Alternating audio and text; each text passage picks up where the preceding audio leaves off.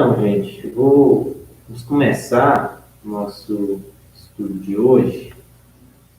Já são 7h36. Nós estamos falando sobre o que nós declaramos que cremos, né? E o título do vídeo foi colocado assim, né? Então, nós vamos hoje meditar um pouco sobre a humanidade, sobre a criação do homem, né? Da humanidade. E eu queria que a gente iniciasse pensando um pouco, na verdade, amém, glória a Deus. Então o som tá bom e o áudio também está ótimo. Então eu queria que você abrisse sua Bíblia comigo em Gênesis capítulo 1. Nós vamos ler uns versículos bem conhecidos, um versículo bem conhecido por vocês, né? Versículos bem conhecidos. Nós vamos ler o versículo 26 de Gênesis, capítulo 1, do 26 ao 31. Porque falar sobre a humanidade, sobre a criação do homem e da mulher, é a gente voltar ao Gênesis, né? É o início de tudo. Então, eu quero ler com você Gênesis, capítulo 1.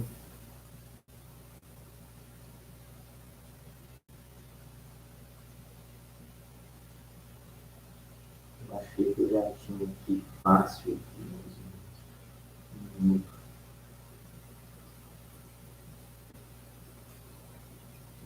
A partir do versículo 26.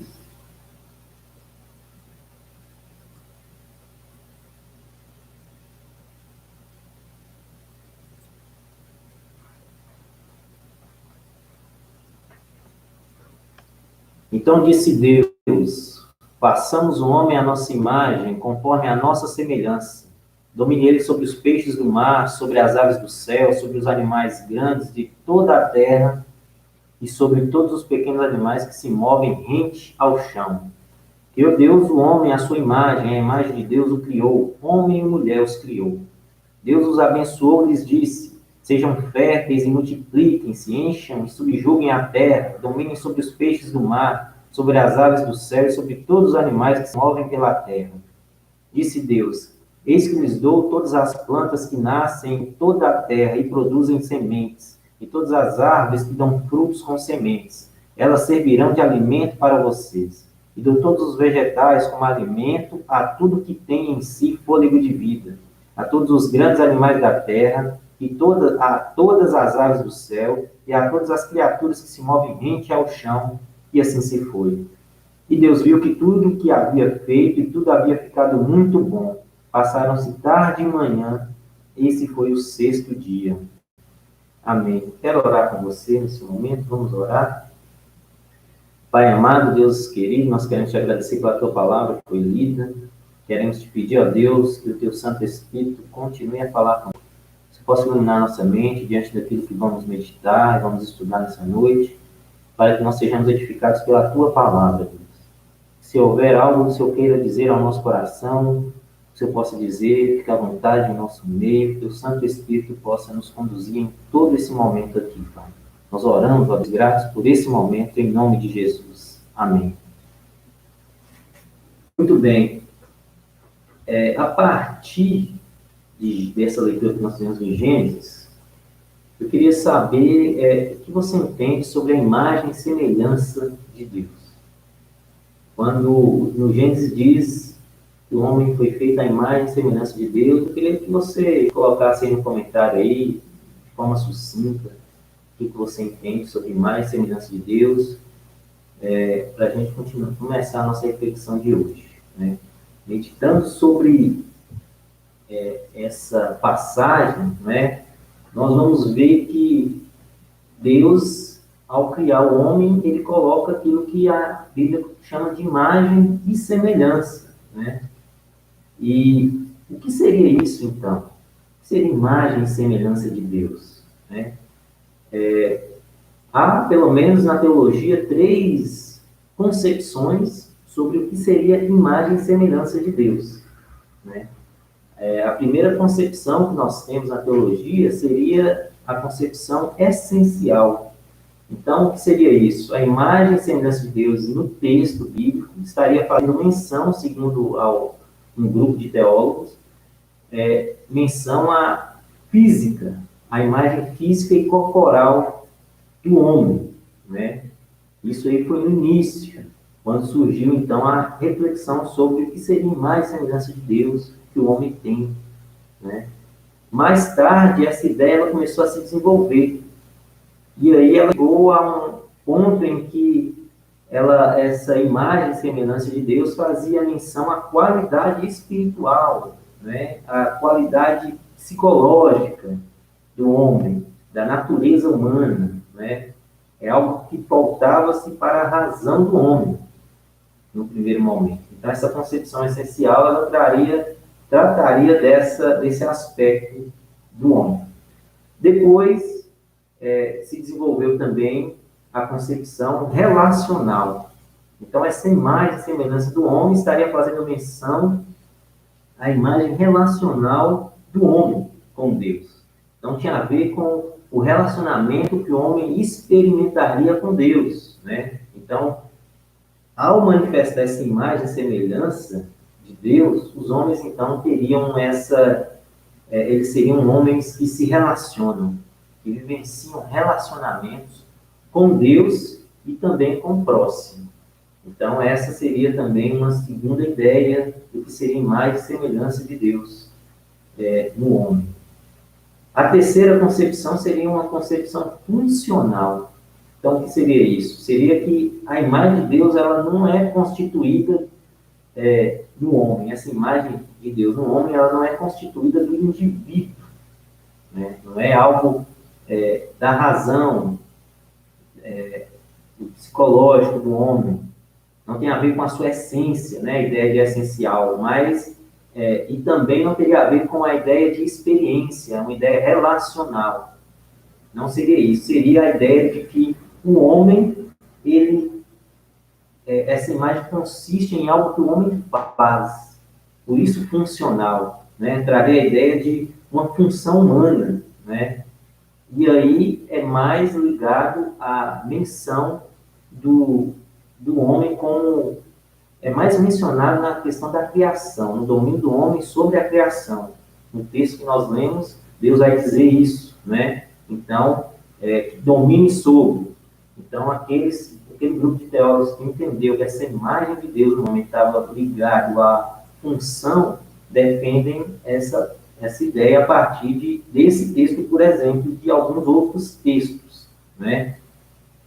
Só que, vendo outros, a maioria dos estudiosos, assim como um estudioso chamado Millard Erickson, vai entender que essa ideia de imagem e semelhança, na verdade, é um recurso literário de Moisés, e que nós sabemos que Moisés era um homem, pelos salmos, que demonstra essa criatividade literária, poética. Ele estaria usando um recurso chamado paralelismo para enfatizar que essa ideia, que é a imagem e semelhança de Deus, seriam a mesma coisa, mas era uma forma de enfatizar uma ideia. Então, imagem e semelhança não seriam diferentes, mas seriam para enfatizar uma mesma ideia. E aí, esse estudioso, ele coloca assim, dessa forma: a imagem se refere aos elementos presentes na constituição humana que tornam possível o cumprimento do destino humano. A imagem inclui as faculdades da personalidade que fazem com que os seres humanos, à semelhança de Deus, sejam capazes de interagir com outras pessoas, de pensar e refletir, e de tomar decisões livremente.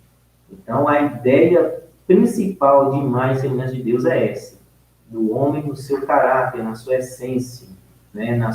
No seu agir, na sua ideia de tomar decisões livres, né? Então, nesse interagir com o outro, traria essa ideia de, então, imagem e semelhança de Deus. Esse é o primeiro ponto do que nós declaramos que cremos, né? Que o homem é feito em mais semelhança de Deus, pelo texto que nós lemos. Agora, o homem, também, quando lemos a partir da criação, nós vamos ver que a humanidade, o homem, né, e, no caso o homem, porque foi criado primeiro o homem, né, e depois a mulher, e aí já entra uma outra questão teológica, né, na questão do homem, da mulher ser tirada da costela do homem, né. Aqui no início aqui disso nós estamos pensando sobre a humanidade, mas agora também o texto nos abre para mostrar a criação do homem, né? Que na hora que a narrativa que nós lemos, ele começa a narrar o homem, depois o autor, né, Moisés, ele volta para mostrar o homem e a mulher também, né, na criação. Mas o que eu queria chamar a atenção é sobre a constituição do homem. Nós vimos que o homem é mais semelhante de Deus. Então, o texto que nós lemos em Gênesis 2:7 vai trazer para nós uma ideia de que o homem ele foi feito do pó da terra. Se a gente ler lá no capítulo 2, versículo 7, você pode até deixar sua Bíblia do seu lado para consultar os textos que eu vou citar aqui. O texto vai dizer assim, que o homem foi formado do pó da terra, por Deus. Então, o corpo do homem ele é feito do pó da terra. Agora, o que significa dizer que o homem foi feito do pó da terra? Quando nós meditamos nisso.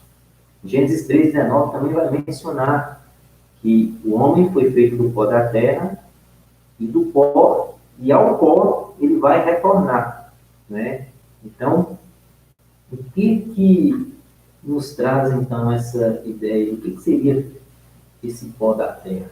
Né? Pensar nessa nomenclatura, nessa característica que a palavra de Deus nos traz. O pó da terra traz a ideia para nós de debilidade, né? De fragilidade, do que o homem foi feito. Na verdade, ele não foi feito, né, de rochas, ele não foi feito de minerais, que constituem matéria-prima mais sólida, né? Ele não foi feito de metal, mas ele foi feito do pó da terra. Então, a ideia é frisar que há uma debilidade humana, né? Ou seja, um pó que fica sobre a superfície do planeta e que é facilmente levado pelo vento, né? Tão leve que ele é. Então, quer mostrar para nós uma fragilidade do homem, né? Que o homem é limitado, e a Bíblia em vários momentos quer mostrar isso para nós, fala da vida, né? Que é como fumaça, que logo se vai. Então, traz para nós essa ideia de fragilidade da humanidade. E Champlin chama a atenção nossa para uma questão muito interessante, o teólogo chamado Champlin, né? Ele vai dizer assim, é verdade que Adão, que na criação o homem é feito do pó da terra para trazer para mostrar essa debilidade humana, né? Isso é verdade, que o autor quer frisar isso, né? A nossa fragilidade, mas nós precisamos considerar uma coisa, ele vai dizer, nós não devemos esquecer que a terra é um símbolo universal da fonte da vida, da fertilidade e da produtividade. A terra é a nossa mãe. Então, ser feito do pó da terra significa também que a gente iria ser suprido pela terra, né? Então, a gente vai ver que mesmo hoje, né, há muitas famílias que vivem da agricultura, daquilo que é fabricado, feito, produzido na terra, né? E cuida de rebanhos e também tem o seu alimento da terra. Então, essa palavra do Champlin traz para nós essa ideia também de que nós, ao sermos feitos da terra, nós temos essa fragilidade, mas nós também vemos na terra como uma fonte de vida para nós, né? Uma fonte de sustento. Religiões pagãs, né, tem cultos, e até índios, né, tem culto à terra, porque da terra vem o sustento para eles, né? Então, eles cultuam a terra como uma divindade, né? Então, nós temos essa ideia de suprir, e que também nós não só somos feitos da terra, mas nós também somos supridos por ela. Então, o homem ele é constituído, né, sua formação é do pó da terra. Além disso, o homem também, a Bíblia vai dizer que ele é constituído de espírito, né? E ao ser feito, né, possuir o espírito, quando o ser humano morre, o que acontece com o seu espírito? Se vocês quiserem colocar comentários aí, irmãos, fiquem à vontade, tá? De alguma coisa que eu falar, questão para perguntar, pode colocar aí, tá ok? Então, o que acontece com o espírito do homem, segundo as Escrituras, né? Quando a gente vai ver lá em Eclesiastes, no capítulo 12, versículo 7, a gente vai ver que o homem, ele é do pó da terra, e o autor, o escritor Salomão vai dizer que, assim, e o pó volte à terra, falando do homem, da humanidade, de onde veio, e o espírito volte a Deus que o deu. Então, o homem, ao ter essa constituição, é constituído de espírito também, e aí eu não vou entrar em algumas questões teológicas, né, sobre espírito e alma são a mesma coisa, são diferentes. Eu não vou entrar nessa questão agora, mas ressaltar que o espírito quer dizer a essência do homem. Então, o homem, ele, além de ter o seu físico, o seu corpo físico, ele tem uma essência, que a Bíblia ora aparece como espírito, ora aparece como alma. E aí, esse espírito, então, ele vem de Deus, porque no texto que nós lemos de Gênesis, capítulo 1, versículo 26 em diante, vai dizer que Deus sopra nas narinas o fôlego de vida, trazendo a ideia de espírito, né? Então, esse fôlego de vida que o homem possui, ele vai retornar para Deus, segundo Hebreus. E Daniel também traz uma ideia muito interessante no capítulo 12, de que aqueles que dormem no pó, eles vão ressuscitar. Então, não está explícito no texto de que há um espírito que retorna do homem, mas está implícito a ideia de ressurreição, de vida, de sopro ter que voltar para o corpo do homem, uma vez que foi Deus que soprou e suplou aquilo no homem, né? Na humanidade, no homem e na mulher, na criação, né?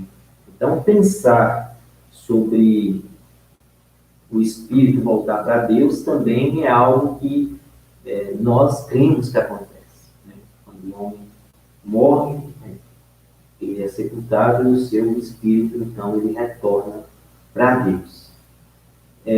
Quando Deus, então, cria a humanidade, pensando no que nós cremos sobre a humanidade, há uma responsabilidade que Deus dá ao homem, né?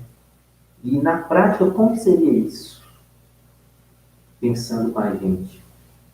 Coloque aí no comentário aí um exemplo de como seria essa responsabilidade que Deus dá ao homem na prática. Quando a gente tem lá em Gênesis capítulo 1, versículo 26, nós já lemos, a segunda parte do versículo, quando o autor começa a escrever, tenha ele domínio sobre os peixes do mar, ou seja, Deus dando essa ordem à humanidade, e aí segue-se o texto, né, sobre as aves do céu, sobre os animais domésticos. Essa ordem que Deus dá está implícita uma responsabilidade que Deus dá ao homem, né?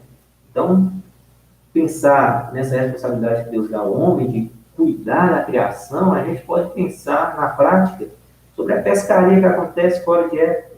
Nós temos aí o nosso irmão Adeilson que está acompanhando aí, ele gosta de pescar, né, Adeilson? Então, assim, quando o homem pesca no tempo certo, ele está, então, cuidando da criação. Ele não vai deixar de pescar, mas tem tempo, né, que os biólogos vão dizer que se você pescar ali, no tempo que eles estão tendo a sua multiplicação, que fugiu a palavra aqui, você vai prejudicar o desenvolvimento, né? Pode levar essa espécie à extinção. Então, tem tempo para isso. Então, você não pescar naquele tempo de multiplicação dos peixes, né? Eu estou usando essa palavra porque eu esqueci, mas fugiu aqui. Mas, até esqueci, Piracema, né, Deus? É, a Piracema. Então, nesse tempo, se você não pescar nesse tempo, ok, está de acordo, mas se você pesca no tempo que eles estão ali, tendo esse tempo da Piracema, você acaba que está prejudicando, né?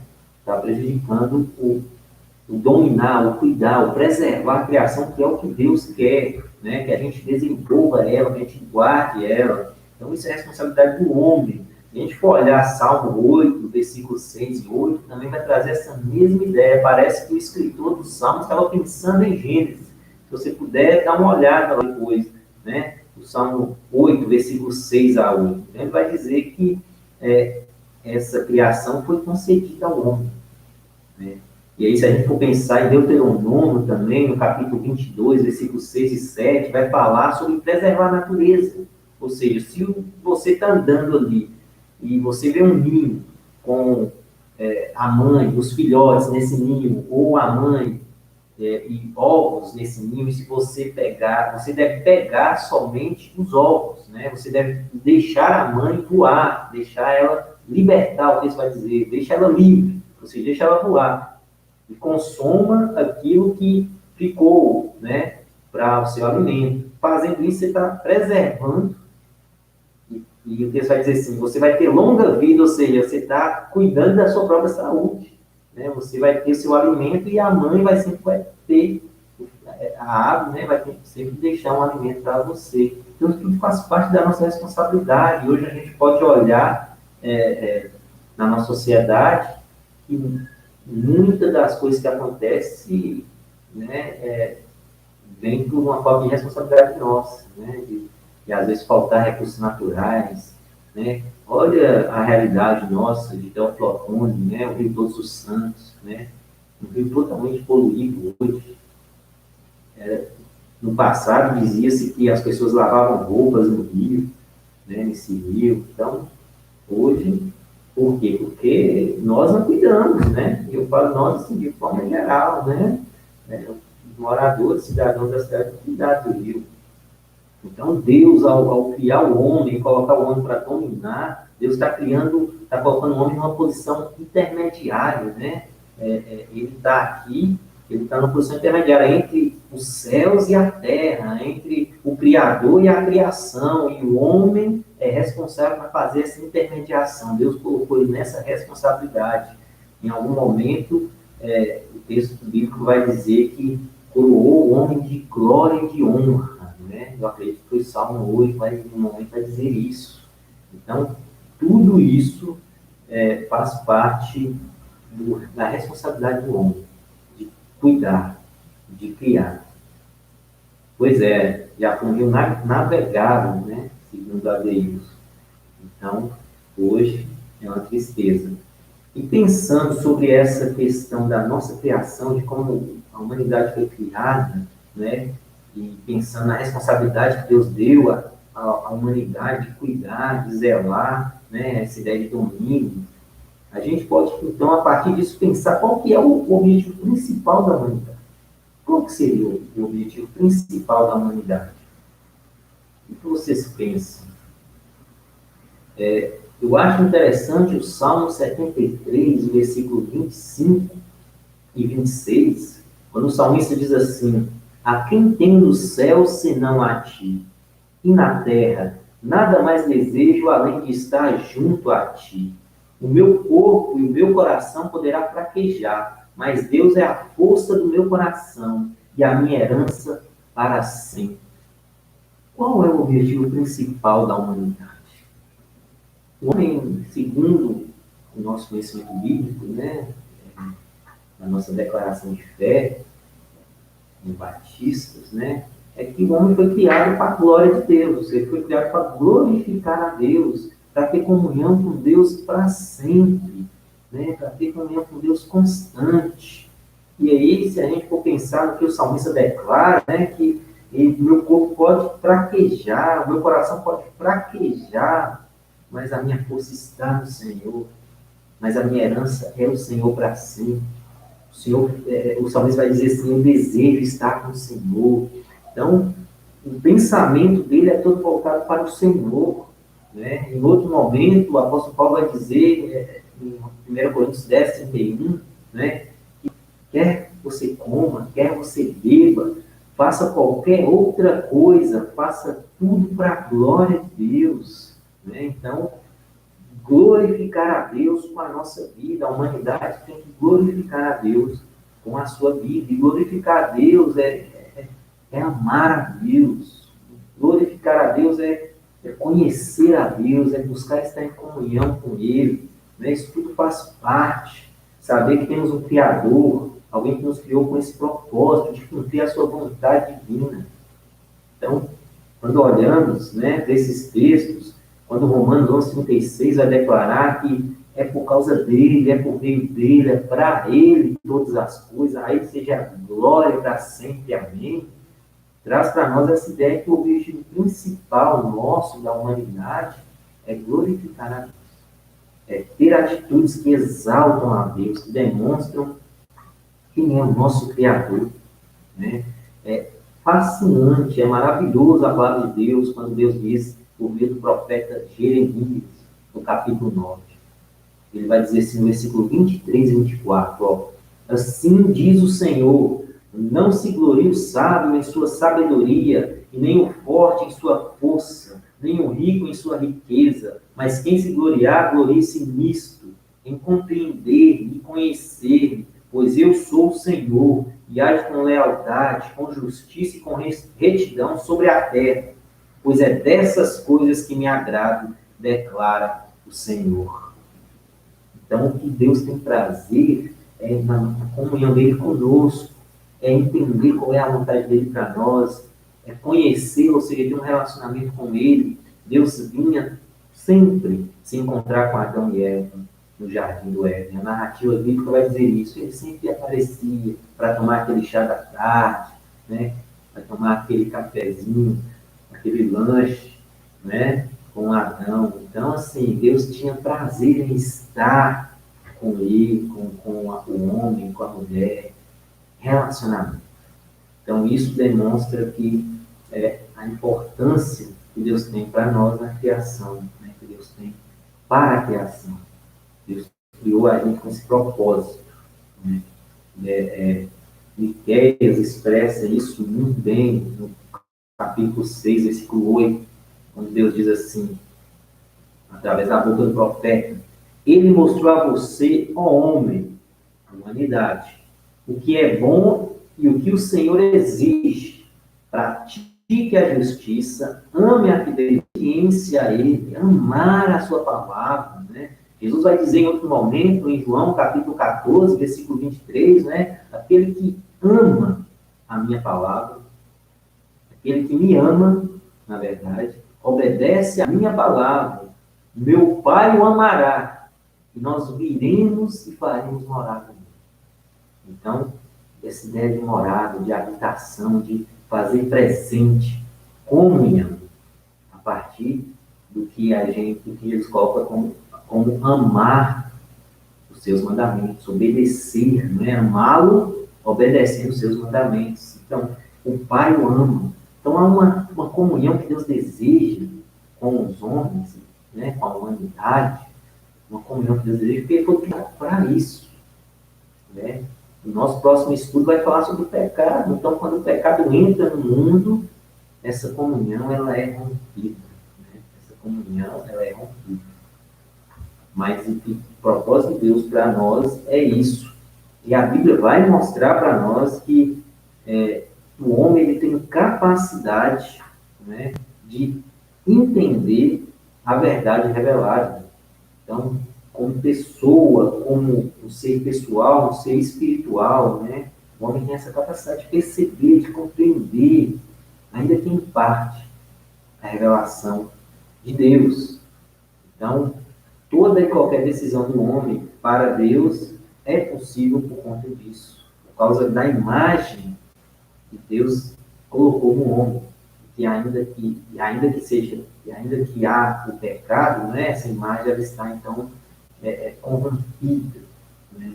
Ela não está plena, mas o homem é capaz, segundo a Bíblia, o que Jesus vai dizer, né?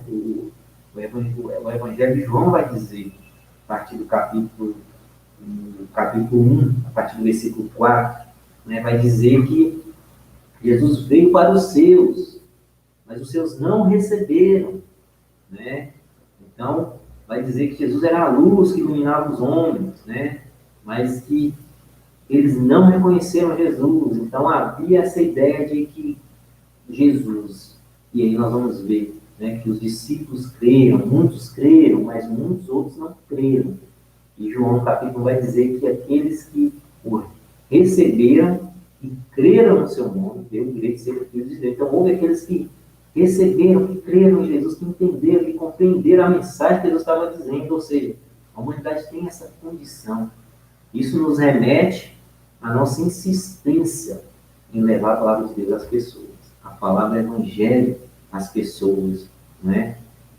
De trazer essa compreensão às pessoas, e ser paciente e esperar, né? Pela compreensão de cada um. Mas é possível uma pessoa discernir isso, né?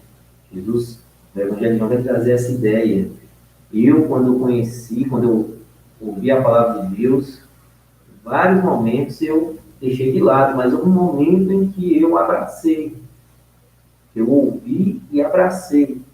Mas em todas as outras vezes eu entendia. Um Deus Criador, eu sou pecador, ok. Mas eu deixava isso de lado. Mas eu entendia a mensagem, né? Mas eu não tinha decidido aceitar a mensagem. Em um dado momento, então, eu aceito essa mensagem. E aí, Deus traz, né, ao nosso coração, através do Espírito Santo, ilumina a nossa mente, e a gente, então, pode decidir isso. Mas há uma compreensão, por causa da imagem de Deus em nós, para isso, né? Mas a gente olha para a criação e a gente pode perceber que é um Deus criador. Né? Quando você vê a ventania, às vezes você está, não sei se já aconteceu com você, de você estar andando, né, e tem aquele vento forte, e você vê assim, uma dificuldade para andar, e você pensa assim, gente, não é possível que seja só eu, seja só nós. Você tem uma consciência de que há algo a mais, né? Quando você vê terremoto, você vê algumas coisas assim, diferentes, né, que extrapolam um pouco a nossa condição, e aí a gente vê a questão da nossa fragilidade humana, né? Maremoto, né? Quando você olha para a macieira e você vê lá o fruto, a forma que ele surge, você tem essa concepção de que, a gente tem essa concepção de que tem algo a mais, né? A laranjeira, quando você vê os gafanhotos todos organizados, né? Para poder atacar as plantações, né? Em algum momento a Bíblia até vai dizer que eles não têm rei, mas eles são organizados. Eles não têm ninguém que os governa, mas eles são organizados, né? Se a gente for olhar a produção de mel pelas abelhas, então, assim, coisas assim que nos dá essa percepção, né? De que há um Deus criador. Voltando, a gente já está chegando à conclusão do estudo de hoje. Até quero ver aqui os comentários dos irmãos, né? Manguedes, Deus abençoe, minha irmã, serva de Deus, que Deus tenha abençoado, me abençoou muito em BH, na Igreja Batista do Progresso. Não estou vendo aqui o que os irmãos colocou, se tem alguma questão. Quando a palavra de Deus fala, Senhor, amarás o Senhor teu Deus de todo o teu coração, respeitar também a sua criação, amém, Então, concluindo, eu quero voltar um pouco só na questão da imagem de Deus, né? A imagem de Deus no mundo. Então, essa questão da imagem de Deus no mundo, para a gente pensar na nossa vida, né? A gente precisa perguntar sobre qual que é o efeito dessa imagem em nós, né? O que na prática significa ter a imagem de Deus? Qual que é a intenção de Deus para a pessoa nesta vida, quando olhamos para a imagem de Deus. Talvez, como eu disse no início, né, que há duas concepções, né, de imagem de Deus, a relacional e a funcional. Essas duas concepções, elas nos ajudam a entender um pouco, a responder essa questão, né? Porque elas nos mostram as consequências e as manifestações da imagem de Deus em nós. E aí, quando a gente olha para o caráter e para as ações de Jesus, a gente então vai ver que é de utilidade para nós a compreensão desse assunto. Quando olhamos o caráter das ações de Jesus, nós então conseguimos, de forma útil, compreender sobre essa imagem de Deus e qual que é o significado dela para a nossa vida. Né? Porque Jesus, ele viveu essa imagem de Deus de forma plena. O que Jesus viveu, a forma que ele viveu, demonstrou para nós a forma, o propósito de Deus para o homem, né? Essa imagem de Deus no homem. Então, quando vem Jesus, olhamos para Jesus, Jesus demonstra que a natureza humana, ela deveria viver daquela forma. E aí eu quero destacar, primeiro, que Jesus, ele tinha comunhão perfeita com o Pai. Quando olhamos para a vida de Jesus, nós vemos que ele tinha comunhão perfeita com o Pai. Então, enquanto Jesus viveu no mundo, ele tinha essa comunhão com o Pai. Ele conversava frequentemente com o Pai. Em vários momentos nós vemos Jesus tendo esse relacionamento de comunhão com o Pai através da oração. Em João 17, nós vamos ver que essa comunhão entre o Pai e o Filho é vista de forma clara, né, na oração que Jesus faz, chamada oração sacerdotal. Ali nós vemos que Jesus, ele fala com o Pai que eles são um.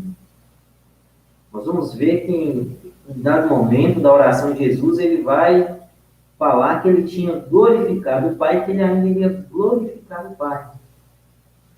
E também nessa mesma oração, Jesus demonstra que o Pai havia glorificado o Filho e que ainda iria glorificá-lo, mostrando, trazendo para nós essa ideia de comunhão entre o Pai e o Filho. Essa imagem do homem que visa alcançar o fundamento, né, o propósito, o objetivo do homem ser criado é comunhão com o Pai. Comunhão plena com o Pai. A segunda coisa é que Jesus demonstrou para nós uma obediência perfeita à vontade do Pai. Jesus demonstra que nós, como filhos, devemos buscar obedecer a Deus, obedecer a sua palavra. Jesus, no jardim de Getsêmani, ele ora ao Pai com o coração aflito. Pai, afasta de mim esse cálice. Jesus, homem, a humanidade de Jesus gritando para ele. Né? Eu estou falando aqui, mas na verdade a gente não faz essa distinção, não.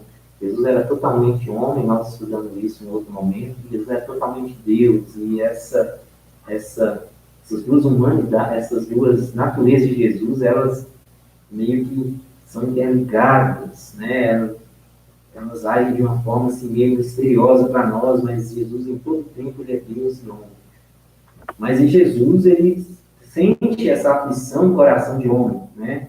Só que aí ele completa a oração dizendo: seja feita a tua vontade e não a minha.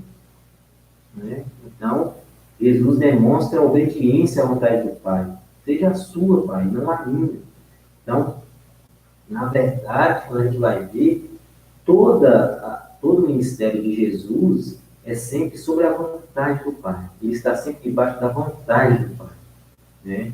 Ele vai dizer lá em João 4:34, a minha comida é fazer a vontade daquele que me enviou e completar a sua obra.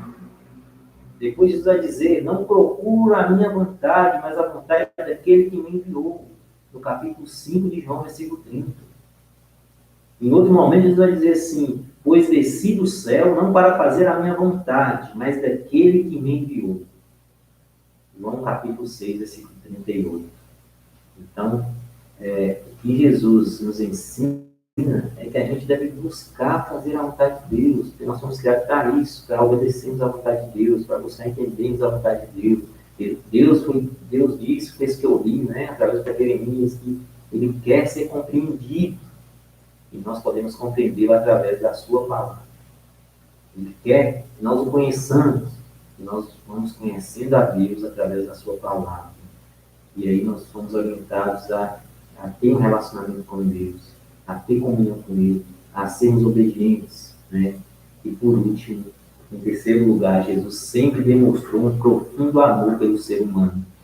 Então, todas essas três características que eu coloquei, né, elas indicam qual seria essa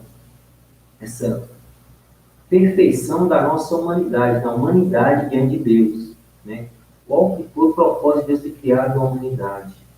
Então, na humanidade, quando olhamos para a vida de Jesus, nós vemos que era comunhão perfeita com o Pai, obediência à vontade do Pai e um profundo amor pelo próximo, pelo outro ser humano. Porque por isso Deus criou, não é bom que o homem esteja só, criou uma auxiliadora. Mas ao criar uma auxiliadora, Deus também está mostrando que o homem era um ser de relacionamento com o seu outro semelhante, com o seu próximo. E isso se tornou tanto uma lei que Deus deu, não é? Ao povo de Israel, e que Deus vai confirmar depois no Novo Testamento, né, como os dois principais mandamentos: amar o próximo como a ti mesmo, o segundo mandamento. Então, nós somos criados para também nos relacionarmos com o outro, para também amarmos o outro, para também nos preocuparmos com o outro. E quando nós observamos para a vida de Jesus, nós vemos isso, né? Jesus é ser exemplo. Jesus, em um dado momento, em Mateus 10, versículo 6, vai dizer que Jesus estava preocupado com as ovelhas perdidas de Israel. Ele envia os discípulos às ovelhas perdidas de Israel. Em Mateus 9, Jesus vai demonstrar uma preocupação, uma compaixão pelo povo, que o povo estava como ovelhas sem pastor, né? Trazendo essa ideia de profundo amor. Em outro momento, nós vamos ver que Jesus vai ter compaixão pelos doentes. Marcos capítulo 1, versículo 41, Deus vai dizer isso, que ele olhou para o leproso e teve compaixão do leproso. Enquanto o leproso pedia: purifica, tem misericórdia em mim. Então Jesus demonstra esse amor profundo. Jesus, em outro momento, quando ele encontra com a viúva de Naim, que ela está saindo para levar o filho para o enterro, o sepultamento, ele vai dizer que Jesus compadeceu dela, ele teve uma compaixão profunda, ele sentiu a dor daquela mulher, né? Então, ao fazer isso, Jesus demonstra para nós que ele também tinha um amor profundo pela humanidade. E aí, para fechar esse raciocínio, a gente olha para Pedro, né? Como uma daquelas pessoas que Jesus demonstra compaixão, paciência, perdão, um amor profundo. Porque Pedro errou com Jesus e muitos outros também, os outros discípulos também erraram, porque fugiram, deixaram o Senhor Jesus, o abandonaram. Mas mesmo assim, ele demonstra perdão, paciência, demonstra um amor profundo com o outro que cometeu o erro, com aquele que falhou. Isso mostra para nós que Deus espera de nós, né? Espera que a gente haja com amor profundo pelo outro. E nós podemos fazer isso, porque como nós estudamos, o Espírito Santo está em nós. O Espírito Santo foi dado como dádiva de Deus em nós para nos ensinar, para nos ajudar, para nos capacitar a obedecer a Deus, a ter comunhão com Deus, a amar o outro. Então nós precisamos buscar a cada dia mais sermos cheios dessa presença de Deus, para que a gente, ainda que a gente fale muito, ainda que a gente continue a pecar em vários momentos, mas Deus está nos preparando, Deus está nos conformando, Romanos 8, 29, Deus está nos conformando à imagem do seu Filho. E o propósito de Deus é que nós Então agora sejamos como Jesus, né, que era o propósito inicial de Deus para a humanidade, né, é ser como Jesus, ter a imagem de Cristo, é ter essa imagem de Deus agora de forma plena na nossa vida, algo que vai acontecer só na ressurreição, né? Só quando o Senhor Jesus voltar e os mortos ressuscitarem, e aqueles que estiverem vivos receberem um novo corpo, juntamente com aqueles que vão ressuscitar, aí sim, nós teremos plenamente, teremos a nossa humanidade plena, conforme o propósito que Deus criou. Mas no momento, nós podemos experimentar essa humanidade por causa do Espírito Santo, em vários momentos da nossa vida. Então, na medida que a gente buscar essa comunhão com Deus, nós então começamos a buscar isso, né? A crescer, a desenvolver nisso, a viver de acordo com o que Deus queria para nós. A intenção de Deus é que nosso relacionamento com Ele, então, seja caracterizado por isso. Comunhão, obediência e amor. E que nós, né, seres humanos, sejamos unidos pelo vínculo do amor mútuo. Né? A partir disso, a partir daí, nós somos totalmente humanos. Porque a gente começa a desenvolver, a demonstrar as características que Deus queria que nós, assim, demonstrássemos, né, que a humanidade demonstrasse através da sua vida, né, quando foram criados, né, a partir da criação. Né. Eu acredito que nós temos muito a caminhar com o Senhor, e se você tiver alguma pergunta, alguma questão que queira colocar, pode colocar aí nos comentários. Nós estamos encerrando o estudo dessa noite, né? Nós estamos falando sobre a humanidade. Você que chegou agora, você pode voltar, né, a gravação para o início, né? A vantagem do YouTube, dessa plataforma é essa, né? Se você chega depois, você pode voltar para o início e continua transmitindo normalmente. Você vai ver todo o estudo, vai ver os textos que a gente compartilhou e toda a ação que fizemos sobre esse, né, a humanidade. Eu com um propósito, porém Jesus, esse propósito começa a se tornar realidade em nossa vida. Eu quero orar por você, por vocês, por nós, né, nesse momento. Um abraço aí para a Tatiana, né, amiga do Adeilson. Que Deus te abençoe, Tatiana. Viu? Muito bem-vinda ao nosso meio. Nós teremos culto no domingo, também pelo Facebook. Você pode estar participando conosco ali daquele momento. E quando a gente voltar a se reunir, viu? Seja bem-vinda. Pode, você mora aqui em Teoflotões, né? Você pode estar nos visitando, né? Visitando a igreja. Será muito bem-vinda, viu? Deus abençoe sua vida ricamente em nome de Jesus. Eu quero orar com vocês, então, por esse tempo de estudo.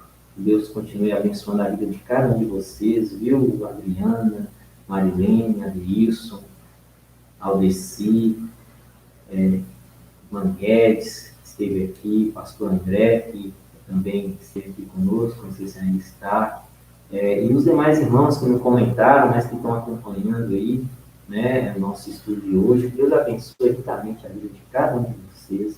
Gente, vamos continuar firme com Jesus, tá? Vamos continuar firme, não vamos perder a esperança nesse tempo. As coisas estão difíceis, estão ficando graves, mas não vamos perder a esperança, não. Porque nosso Deus é um Deus impossível. Nosso Deus criou tudo isso. Nosso Deus não foi pego de surpresa com esse vírus. Ele continua cuidando de nós, Ele está cuidando de nós. O fato de a gente estar se reunindo aqui agora, né, assistindo essa live, fazendo esse estudo da palavra de Deus, é porque Deus está cuidando de nós. Então não vamos perder a nossa esperança.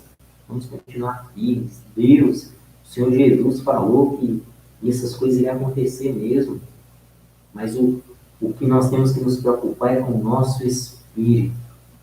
É o que virá depois disso aqui. Aqui nós estamos de passagem. O que tiver de acontecer aqui, Deus está conosco. Ele está em nós. E o que vier depois será comunhão plena com Ele. Lá não haverá dor, não haverá choro, não haverá doença. Apocalipse 22. A criação começa com Gênesis. Deus cria o homem e põe na terra. O próximo estudo vai ser sobre o pecado. O homem cai, o homem falha. E no projeto de Deus, Deus quer levantar o homem de novo, colocar o homem ao lado dele, em comunhão com ele. E Apocalipse é o final dessa história. E essa história vai dizer: nós estaremos com o Senhor. Se nós mantemos a nossa esperança em Deus, nós estaremos com o Senhor em um novo tempo, em um novo céu e nova terra, onde habitará a justiça, onde habitará o amor. E nós precisamos manter a nossa esperança nisso. Então, fiquem firmes, mantenha a sua esperança. Deus cuida de nós. Quero orar pela sua vida. Ore comigo. Deus, eu quero te agradecer por esse tempo aqui, ó Deus, de estudo da tua palavra, de meditação, Pai, dos textos que lemos, é a tua palavra, Pai. Continue falando ao nosso coração, trazendo orientação para nós, trazendo refrigério, Deus, esperança do Senhor para a nossa vida. Nós te agradecemos por esse tempo que nós tivemos aqui, Deus, de meditação na tua palavra. Continue nos guardando, nos abençoando, Deus, nos protegendo, nos livre do mal, Senhor. Nos dê uma noite abençoada pelo Senhor, de paz, de comunhão. Continue nos sustentando em todas as coisas, Pai. Nós te agradecemos em nome de Jesus. E eu te agradeço por todos, ó Deus, os teus filhos, os teus servos, aqueles que estiveram aqui conosco nessa noite meditando na tua palavra. Que o Senhor continue abençoando cada um deles ricamente em Cristo Jesus. Nós oramos assim, com o perdão dos nossos pecados. No nome santo de Jesus. Amém e amém. Deus assim abençoe a vida de cada um de vocês, meus irmãos. Boa noite a todos. E no domingo teremos o nosso culto, né? Às 19h30, transmissão pelo Facebook. Eu estou mandando um link para os irmãos e aqueles amigos que estão aqui acompanhando poderão também receber o link através dos seus contatos. Boa noite a todos. Deus assim abençoe.